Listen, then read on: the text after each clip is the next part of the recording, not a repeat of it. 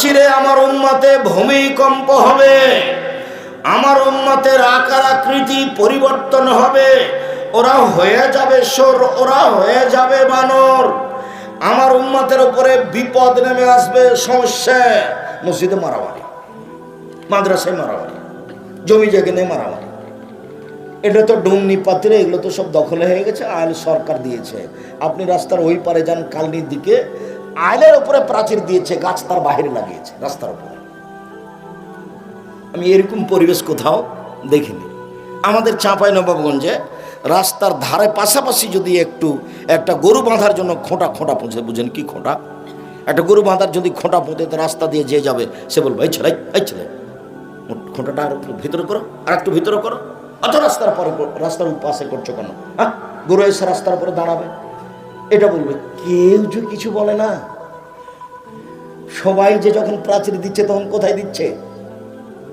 আইলের উপরে দিচ্ছে। আর গাছটা লাগাচ্ছে কোথায়? আইলের বাহিরে। অবাক নিয়ে সবারই গাড়ি বেঁধে যাচ্ছে, সবাই ওই রাস্তা দিয়ে হাঁটছে। এই এলাকায় এরকম ছিল নি কিনা আল্লাহ ভালো জানে, আমার জানা নাই হতো। জাযাকুমুল্লাহ খায়র। অনেকদিন আগে একদিন ডুমনি কোথায় যেন এসেছিলাম। আপনাদের সাথে আন্তরিকতার অভাব নেই আমার, আমি আপনাদেরকে খুব ভালোবাসি। জাযাকুমুল্লাহ খায়র। বেরায়েত থেকে নিয়ে আপনার ওই পর্যন্ত, বেলদি পর্যন্ত, দেবই পর্যন্ত সব আহলে হাদিস, এটা আমি আপনাদের শুকরিয়া আদায় করি। জাযাকুমুল্লাহ খায়র।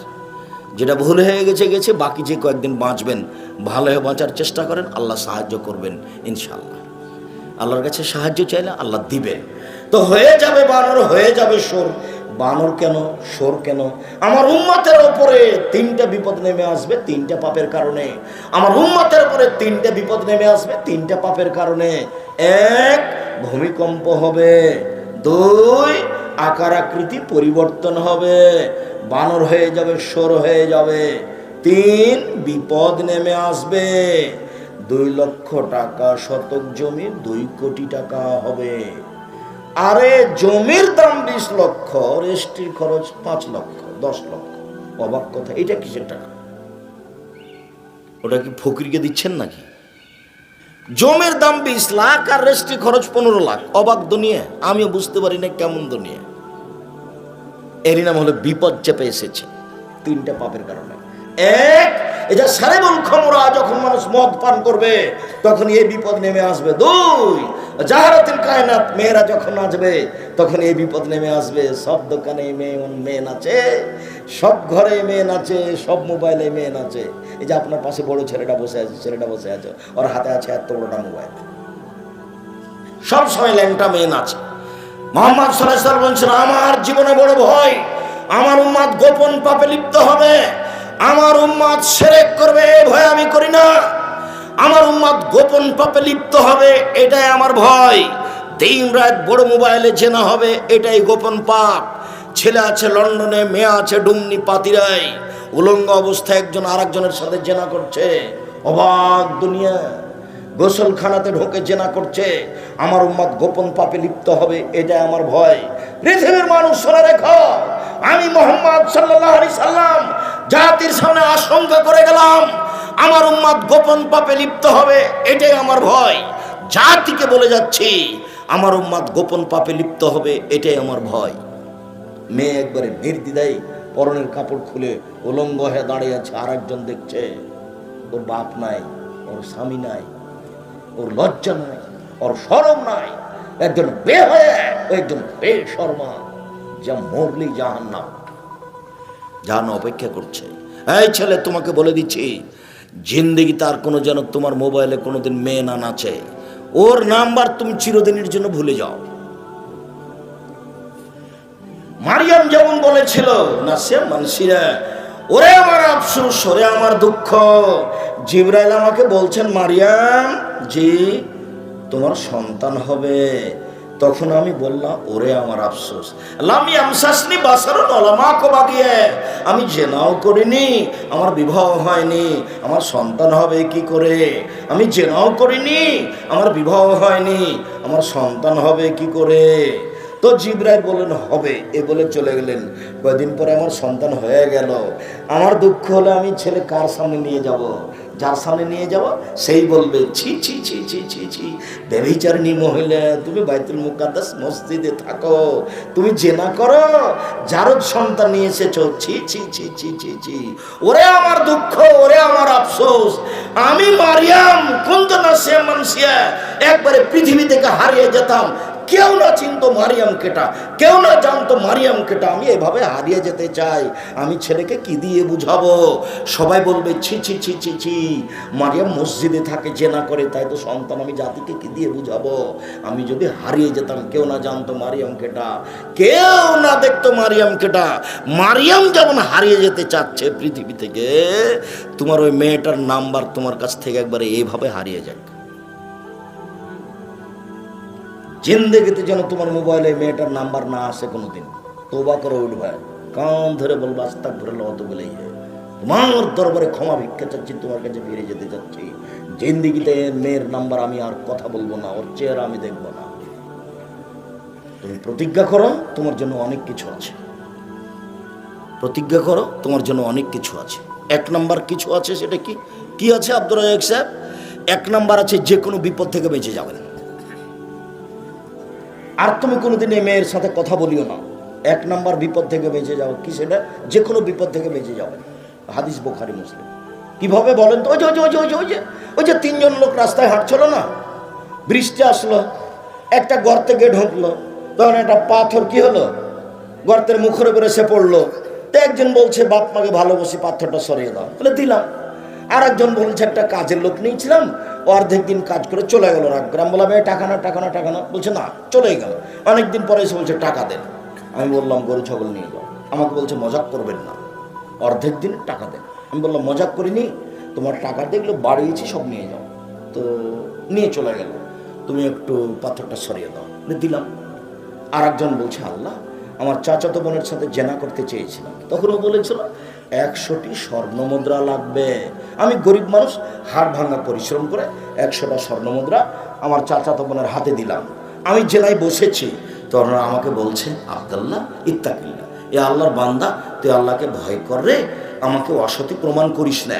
যেমনই কথা বলেছে কুমত আনহা, আমি উঠে গেছি, আমি জেনা করিনি, পাথরটাকে সরিয়ে দাও, দিলাম। এ দেখে বুঝতে পারেননি মনে হয়, যে কোনো বিপদ থেকে বেঁচে যাবে। আজকে যদি তার সাথে জেনার গল্প বন্ধ করতে পারেন, কালকে বিচারের মাঠে ছায়াতলা আপনি থাকতে পারবেন, 7 শ্রেণীর মানুষের মধ্যে আপনি একজন। আর আজকে যদি জেনার পাপ বন্ধ করতে পারেন, আল্লাহ বলছেন অনাহান নাফসা আনিল হাওয়া ফাইনাল জান্নাতা হিয়াল মাওয়া, যে অশ্লীল কাজকে বন্ধ করতে পারলো, আমি আল্লাহ ঘোষণা দিয়ে দিলাম তাকে জান্নাতুল মাওয়া দেব। আল্লাহ বলছেন অনেক সুবিধা, তুমি জিন্দিগি তার সাথে কথা বলো না। 3 যারা বল মাঝে যখন বাদ্যযন্ত্র প্রকাশ পাবে, 3টা পাপ। 1, নেশাদার দ্রব্য পান করা প্রকাশ পাবে, মানুষে মদ খাবে। 2, মেয়েরা নাচবে। 3, বাদ্যযন্ত্র প্রকাশ পাবে। এই 3টে পাপের কারণে 3টে বিপদ হবে। এই 3টে পাপের কারণে 3টে বিপদ হবে। 1, ভূমিকম্প হবে। 2, মানুষ বানর হয়ে যাবে, মানুষ সর হয়ে যাবে। 3, মানুষের উপরে সমস্যা নেমে আসবে, মারামারি লেগে যাবে, মসজিদ নিয়ে গন্ডগোল শুরু হবে, জমি জায়গা নিয়ে গন্ডগোল শুরু হবে, অফিস আদালতে মারামারি শুরু হয়ে যাবে, জিনিসের দাম বেড়ে যাবে, বিপদ নেমে আসবে 3টে পাপের কারণে। 1, মানুষ যখন মদ খাবে। 2, মেয়েরা যখন নাচবে, সব মোবাইলে মেয়ে নাচে, সব দোকানে মেয়ে নাচে, প্রায় সব ঘরে মেয়ে নাচে। 3, যখন বাদ্যযন্ত্র প্রকাশ পাবে, সব দোকানে বাজনা বাজে, সব ঘরে বাজনা বাজে, সব মোবাইলে বাজনা বাজে। সময় চলে এসেছে মানুষের বানর হওয়ার আর সোর হওয়ার। আব্দুর রাজ্জাক সাহেব মধ্যখানে একটু বলেন তো, আচ্ছা মানুষ বানর কেন হবে, সোর কেন হবে? মানুষ গরু ছাগল হয়ে যাবে, কুকুর শ্রীগাল হয়ে যাবে, তাহলে রাসূল বানর বলছেন কেন, সোর বলছেন কেন?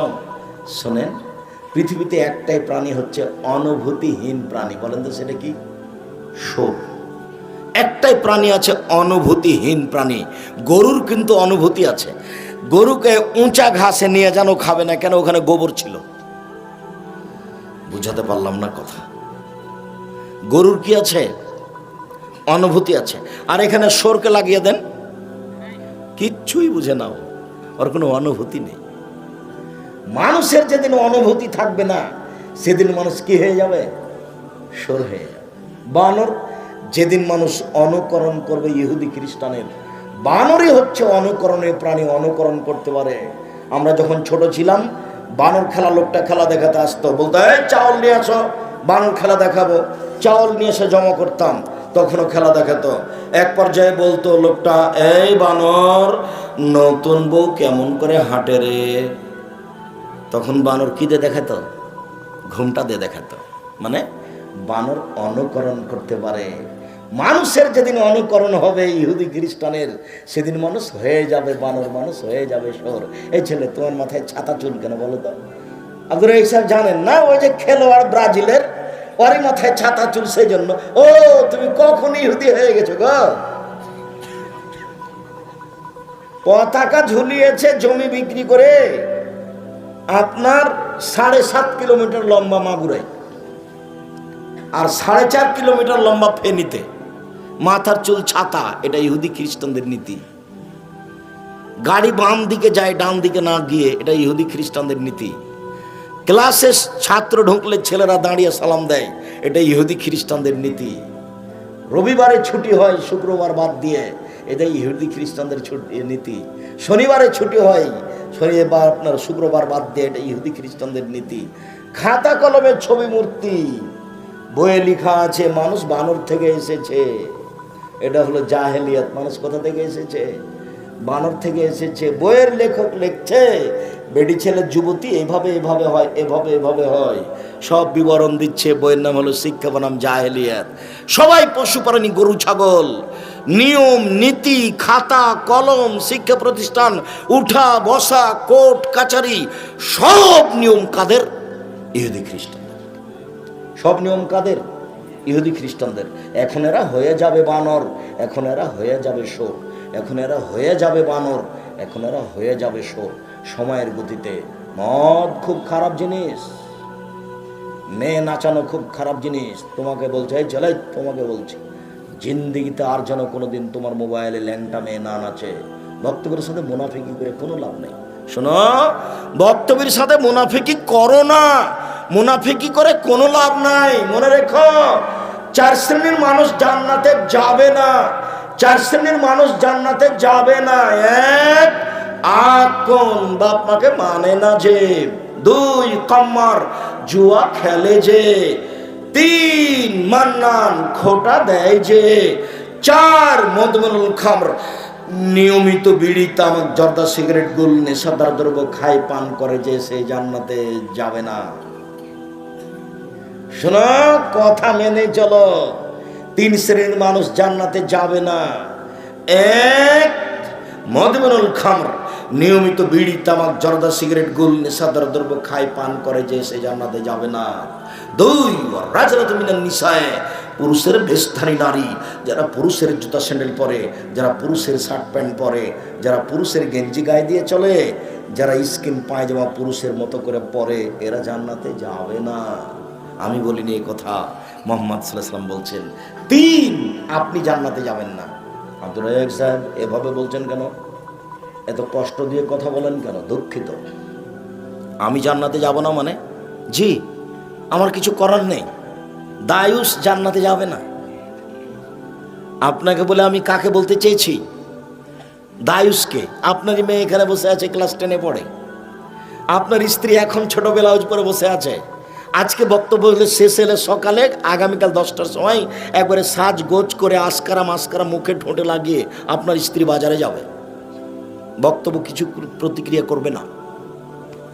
আপনি কাপুরুষ, আপনি ঘৃণিত পুরুষ, আপনি কাপুরুষ, আপনি ঘৃণিত পুরুষ। বাঘের মতো পরিবার চালাতে হবে, দাঁত খুলে দেবে এভাবে চললে। বাজার তো আমি করব, কালকে আপনার স্ত্রী যাবে, আপনি দায়ুস। দায়ুস জান্নাতে যাবে না। 3 শ্রেণীর মানুষ জান্নাতে যাবে না।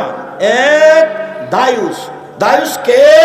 আল্লাযী ইকিরু ফি আহলিল খাবাসা, যে তার বাড়িতে বেহায়াইর সুযোগ দিয়েছে, যার মেয়ে নগ্ন পোশাকে চলে, সেই তো দায়ুস। যার স্ত্রী ছোট ব্লাউজ পরে রাস্তাঘাটে ঘুরে হাটে বাজারে যায়, সেই তো দায়ুস। আপনি দায়ুস। আরে বাপে গেছে লন্ডনে 3 চিল্লাই, এইখানে চিল্লাতে নাম দিয়েছে টুঙ্গিতে, 3 চিল্লাই যাবে, লন্ডনে চলে গেছে। আর বেটি ঢাকা বিশ্ববিদ্যালয়ে প্রেমের তাসবি পাঠ করছে। ও 3 চিল্লাই জান্নাত কিনবে, ধর্ম এমন নয়, ভুল হয়েছে। বাপ কালা রাসূল বলছেন পাহারাদার, মা হলো পাহারাদার। আচ্ছা, এই লোকটা পাহারাদার আপনাদের স্কুলের। তো হেডমাস্টার সকালে এসে শুনেছেন যে ও ঘুমিয়েছিল, তখন বলছে শোন রে, তোকে এইভাবে আমি রাখবো না, প্রতিদিনই শুনছি তুই ঘুমিয়ে যাস, তোকে বাদ দিলাম। পাহারাদার হেডমাস্টার শুনেছে যে ঘুমিয়ে গেছে, তাই ওকে বিদায় করে দিল। আচ্ছা, আপনার স্ত্রী পাহারাদার, এটা কি? আমি বলিনি, এ কথা মুহাম্মদ সাল্লাল্লাহু আলাইহি ওয়াসাল্লাম বলছেন। আপনার স্ত্রী পাহারাদার, কি পাহারা দেয়? আপনি হলেন পাহারাদার, আপনি কি পাহারা দেন বাড়ির? আপনার মেয়ে তো নগ্ন পোশাকে চলে, স্ত্রী তো নিজেই বাজার করে, আপনি কি পাহারা দেন? আপনাকে আল্লাহ রাসূল বলছেন আর রাজুলু সাইয়্যিদ, স্বামী হলো কর্তা, ওয়াল মারাতু সাইয়্যিদা, স্ত্রী হলো কর্ত্রী। নিজের কাজ করে যে তাকে বলে কর্মী, অপরের কাজ দেখে যে তাকে বলে কর্তা। নিজের কাজ করে যে তাকে বলে কর্মী, অপরের কাজ দেখে যে তাকে বলে কর্তা। আমি 5 ওয়াক্ত সালাত আদায় করি, মসজিদ থেকে আসলাম, আমি কর্মী। বাড়িতে ঢুকে দেখছি বউ সালাত আদায় করেনি। এই সালাত আদায় করেছো? জি না। কাজ রাখো, সালাত আদায় করো, আমি এখন কর্তা। কি ব্যাপার, কি আসকারা মাস্কারা লাগাচ্ছ চোখে মুখে, কোথাও যাবো নাকি? মনে রেখো লাঠি আছে, 19-20 হবে না। সেদিন আব্দুর রাজ্জাক বিন ইউসুফ বলে গেছেন আমি এখন পুরুষে বসবাস করতে চাই। ঘুম থেকে তাহাজ্জুদ পড়ে জাহান্নামে যেতে রাজি নয়। রাতে তাহাজ্জুদ পড়ে জাহান্নামে যেতে আমি রাজি নই। তোমার কারণে আমি জাহান্নামে যেতে রাজি নই। মা মানে 4টে জিনিস। মা মানে 1, বাচ্চাকে শিষ্টাচার শিখাবে, 2 বিদ্যা শিখাবে, 3 বাচ্চাকে পরিপাটি করে সাজগোজ করে রাখবে, 4 বাচ্চাকে পাহারা দিবে, তার নাম মা। মা বাচ্চার কি করবে? পাহারা দিবে। বাপ বাচ্চার কি করবে? পাহারা দিবে, তার নাম বাপ, তার নাম মা। বুঝতে পারেনি। মা মনে করেছে রান্না করলে মা হওয়া যায়, আর বাপ মনে করেছে লোন নিয়ে ব্যবসা করলে বাপ হওয়া যায়। লোন নিয়ে ব্যবসা করলে বাপ হওয়া যায়, টাকা পয়সা ইনকাম করবে, বাড়ি ঘর করবে। সিদ্ধান্ত বাতিল।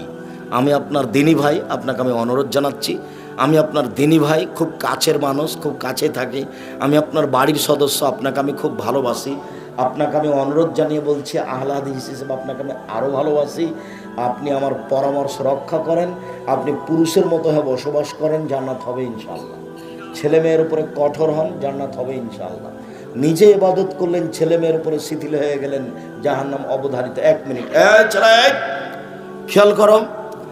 মাসালুল মুযহিন ফি হুদুদিল্লাহিল ওয়াকিফিহা, একজন পাপ করে না কিন্তু পাপ দেখে সহ্য করে। পাপ দেখে সহ্য করে। পাপ করে না কিন্তু পাপ দেখে সহ্য করে। মেয়েকে কিছু বলে না, ছেলেকে কিছু বলে না। সকালবেলাতে দেখছে ছেলে সুন্দর করে দাড়ি চাচ্ছে, সকালবেলাতে দেখছে ছেলে একবার প্যান্ট এখন নিচে পড়ে চলে গেল, দেখলো, কিছু বললো না। তো তাহাজ্জুদ পড়ে, রাতে হজ করেছে, তো এই বাপ বেটার মধ্যে এখন কি অবস্থা? আল্লাহ রাসূল বলছেন এই বাপ বেটার উদাহরণ, এই স্বামী স্ত্রীর উদাহরণ ওই লোকের মতো। কোন লোক? যারা নৌকা ভাড়া নিয়েছিল, নৌকাতে 2 তলা আছে, ওরা যাবে বরিশাল, তো একটা স্টিমার ভাড়া নিয়েছে, বা তো 2 তলা আছে। কিছু লোক গেছে উপরে, কিছু লোক গেছে নিচে। তো নিচের লোকেরা উপরে গেছে পানি আনতে, তখন উপরের লোকেরা বলছে ঝামেলা পাকায়েন না, তো খালি পানি পড়ে জায়গা ভিজে যায়, নিচে আসবে, উপরে আসবেন না পানি নিতে। তখন ওই লোকটা নিচে ঘুরে এসে বলছে যে পানি আনতে গেলে যখন অসুবিধাই হয়, তাহলে নৌকা ছিদ্র করে পানি বের করবো। তখন ছিদ্র শুরু করেছে। তখন উপর থেকে এসে বলছে মালা, কি ব্যাপার, এরকম করছেন কেন? আরে ভাই, উপরে গেলে তো অসুবিধা হয় আপনাদের, আমাদের পানিরও প্রয়োজন, সেজন্য ছিদ্র করে পানি বের করছে। এখন মুহাম্মদ সাল্লাল্লাহু আলাইহি ওয়াসাল্লাম বলছেন, শোনো, উপরের লোকেরা যদি এসে ধরে নেয়, না না না না, এটা করো না, এটা করো না, এটা করো না, তাহলে সে লোকটাকেও বাঁচাবে, নৌকাতে সবাকেই বাঁচাবে। আর ওরা যদি উপরে থেকে বলে যে ওর কাজও করছে, আমরা তো উপরে আছে, তাহলে একটু পরে নৌকা ডুবে যাবে, নিচে যারা আছে তারাও ডুবে যাবে, উপরে যারা আছে তারাও ডুবে যাবে, বাপও জাহান নামে যাবে, বেটাও জাহান নামে যাবে, মাও জাহান নামে যাবে, বেটিও যাবে। হাদিস বুখারী মুসলিম, হাদিস বুখারী মুসলিম। 3 শ্রেণীর মানুষ জান্নাতে যাবে না। 1, নিয়মিত নেশাদার দ্রব্য পান করেছে। 2, ভাগ্যকে মানে না যে। 3, জাদুকে বিশ্বাস করে যে। এরা জান্নাতে যাবে না। সম্মানিত দিনী ভাই বোন, পৃথিবী ধ্বংসের লক্ষণ। 1, বিদ্যা উঠে যাবে। 2, মূর্খতা বেড়ে যাবে। 3, মদপান বেশি হয়ে যাবে। 4, জেনা বেশি হয়ে যাবে। 5, পুরুষ কমে যাবে। 6, মহিলা বেশি হয়ে যাবে। জেনা এত বেড়ে যাবে, জেনা এত বেড়ে যাবে, জেনা এত বেড়ে যাবে, একজন পুরুষের অধীনে 50 জন নারী থাকবে, মানে হাজারো নারীর সাথে তার জেনার সম্পর্ক থাকবে। এই কথা মুহাম্মদ সাল্লাল্লাহু আলাইহি সাল্লাম বলেন। সম্মানিত দিনী ভাই বোন, কথা লম্বা হয়ে গেল, এত দীর্ঘ আলোচনা করব মনে করিনি, কথায় বেশি হয়ে গেছে। আপনি আমার দিনী ভাই, আপনি আমার দিনী বোন, আপনার সাথে আমার জরুরি কথা। এই ছেলে থামো, আপনার সাথে আমার জরুরি কথা। আপনি পাতিরে ডুমনির মানুষ হিসেবে আপনাকে আমি খুব ভালোবাসি, আন্তরিকভাবে আপনার শুকরিয়া আদায় করি। জাযাকুমুল্লাহ খায়র। ভালোবাসা দেখিয়েও অনেক মানুষ এসে উপস্থিত হয়েছেন। আমি আপনাদের আন্তরিকভাবে আপনাদের জন্য আন্তরিকভাবে দোয়া করি। আল্লাহ আপনাদেরকে জাযায়ে খায়র দান করুক, আল্লাহুম্মা আমিন। 2, যেহেতু মরতেই হবে, তা আজ থেকে পরিবর্তন হওয়ার চেষ্টা করি। 5 ওয়াক্ত সালাত আদায় করি, মদ নেশাদার দ্রব্য বন্ধ করি, পরিবারের উপরে শক্ত হই, জুয়া আপনার মদের লেনদেন, সুদের মদ লেনদেন বন্ধ করি। এটা আমার দ্বিতীয় জরুরি অনুরোধ। তৃতীয় অনুরোধ হলো 4টা কথা মানবেন। 1, 5 ওয়াক্ত সালাত। 2, হালাল রুজি। 3, কোরআন তেলাওয়াত। 4, দোকানে বসবেন না, যেখানে 2 জন বসে আছে সেখানে বসবেন না, আড্ডা পিটবেন না। বাজারে দোকানে এসেছেন, দোকানে টিভি চলছে, 2 জন বসে আছে, আসসালামু আলাইকুম, হ্যাঁ 1 কেজি লবণ দেন তো, আর 100 মরিচ দেন। দেওয়া হয়েছে, টাকা দিয়ে দেন, আসসালামু আলাইকুম। এখানে বসবেন না, দাঁড়িয়ে দাঁড়িয়ে নেবেন। যদি বসেন বা দাঁড়িয়ে যদি বলেন, ওরা 2 জন কিন্তু আরেকজনের বদনাম করছিল, তখন আপনি খালি বলেছেন আসলে ঠিকই বলছেন, আসলেই খারাপ। এখন জান্নাতে যান দেখি। জেনা করে জান্নাত সহজ ছিল, এখন আর সহজ নয়। জেনা হয়ে গেছে, আল্লাহ মাফ করো, আমার ভুল হয়েছে, আল্লাহ বলবেন আচ্ছা ঠিক আছে যাও। এখন যে আপনি বললেন আসলেই খারাপ, এখন আল্লাহকে বলেন তো আমার ভুল হয়ে গেছে, মাফ করো। আল্লাহ বলবেন বোকা, আমি কি ওটার মালিক? তুই তো ওকে অপমান করেছিস। জেনা হলো আমার ব্যাপার, আর মানুষকে অপমান করা আমার ব্যাপার নয়। ওরা হাত ধরে বলতে হবে, ভাই আপনার দোকানে আমি বদনাম করেছি, আপনি আমাকে মাফ করেন। যতক্ষণ পর্যন্ত আপনি এই কথা না বলবেন, ততক্ষণ পর্যন্ত এটা মাফ হবে না। যদি এটা মাফ হয়ে যায়, আল্লাহ হবেন জালেম, অত্যাচারী, আল্লাহ এটা করবেন না। জমি ছেড়ে দিতে হবে, যেটা আপনি দখল করে আছেন 1 শতক, ওটা ক্ষমা চেয়ে মাফ হবে না। 1 জমি 3 বার বিক্রি করেছেন, ওটা মাফ হবে না। তারপরে কি করতে হবে? যত লোকের কাছে জমিটা বিক্রি করেছেন সবাইকে টাকা ফেরত দিতে হবে। তো বেকায়দায় ফেললেন, কোনো বেকায়দায় নেই, এটাই ফলাফল। হজ করে জান্নাত হবে না, তাহাজ্জুদ পড়ে জান্নাত হবে না। আজ থেকে নিয়ে যদি কাবা ঘরের গিলাপ ধরে বাকি জীবন কাঁদেন, যে জমি 3 বার বিক্রি করেছেন, ওই জমির পাপ যদি ক্ষমা হয়ে যায়, ধর্মই মিথ্যা। আমি আব্দুর রাজ্জাক বিন ইউসুফ বলে গেলাম, কোনো পথ নেই। আরে রিক্সাওয়ালাকে থাপ্পড় দিয়ে 20 টাকা ভাড়া দিয়ে বিদায় করে দিয়েছেন, বেটা 100 টাকা ভাড়া চাও, হ্যাঁ থাপ্পড় দিয়ে দাঁত খুলে দেবো একবার দিয়ে 20 টাকা দিয়ে বিদায় করেছেন। ক্ষমা চান দেখে এবার আল্লাহর কাছে, বাকি জীবন ক্ষমা চাওয়া হবে না। রিক্সাওয়ালাকে খুঁজে বের করে তার হাত ধরে ক্ষমা নিতে হবে, তাহলে ক্ষমা। তাছাড়া ইহকালে ক্ষমা নেই, পরকালে ক্ষমা নেই, পৃথিবীতে কোথাও ক্ষমা নেই, পরকালও ক্ষমা নেই। আচ্ছা ক্ষমা নিলাম না, জমি আর বিক্রিও করলাম না, জমির আর ফেরতও দিলাম না, তাহলে কি হবে আব্দুর রাজ্জাক সাহেব?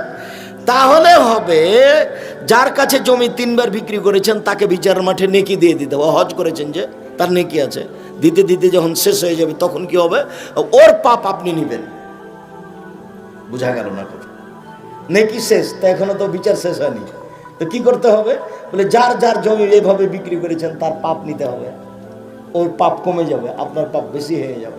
আগে থেকে পাপ ছিল, নেকি তো সব গেছে, আবার পাপ এসে জমা হলো, ফলাফল জাহান্নাম। এই হলো বিচার। এ কথা মুহাম্মদ সাল্লাল্লাহু আলাইহি ওয়াসাল্লাম বলেন, হাদিস বুখারী মুসলিম। শ্বাস বন্ধ হওয়ার আগে এগুলো সংশোধন করতে হবে, আমার অনুরোধ। 4 নম্বর অনুরোধ, আজ থেকে আর কোনোদিন নেশাদার দ্রব্য পান করব না ইনশাআল্লাহ। 5 নম্বর অনুরোধ, বৃহস্পতিবার শুক্রবার জামিয়া সালাফিয়া হাঁটাবো, বীরহাটা পথে থাকবো ইনশাআল্লাহ। ভালোভাবে বললেন না যে ইনশাআল্লাহ? খুব বেশি পয়সা খরচ হবে নাকি? আপনার বাড়ির পাশে আছে, সেজন্য আপনি কোনো সাধারণ মনে করেন না। দেশের ব্যতিক্রম প্রতিষ্ঠান জামিয়া সালাফিয়া, দেশের ভিন্ন ধরনের প্রতিষ্ঠান জামিয়া সালাফিয়া। বিদেশি শিক্ষক থাকে আপনাদের জামিয়া সালাফিয়ায়, যার মাসে বেতন লাগে 70-80 হাজার, 1 লক্ষ, যার থাকা খাওয়া ভিন্ন, যার বাবুর্চি ভিন্ন, সেটা হলো আপনাদের জামিয়া সালাফিয়া। 4,500 ছেলে মেয়ে আছে, 250 জন শিক্ষক শিক্ষিকা আছেন, প্রায় 30 লক্ষ টাকা বেতন লাগে। সামনে বৃহস্পতিবার উদ্বোধনীতে আমি থাকব ইনশাল্লাহ আসরের পরে। আমি আপনাকে অনেক ভালোবাসি, আপনি আমার দিনী ভাই। দেখতে গেলে আপনার মনটা খুশি হবে, আপনি একটু বলতে পারবেন আল্লাহ তুমি কবুল করো। আমার দাবি এটাই, আপনি খালি বলবেন আল্লাহ তুমি কবুল করো। আমি অন্য কিছু দাবি রাখিনি। 2013 সালের 24শে আগস্ট রোজ মঙ্গলবার সকাল 11টার সময় হাঁটাবো, বীরহাটা, রূপগঞ্জ, নারায়ণগঞ্জ, ঢাকা, কাঁঠালগাছ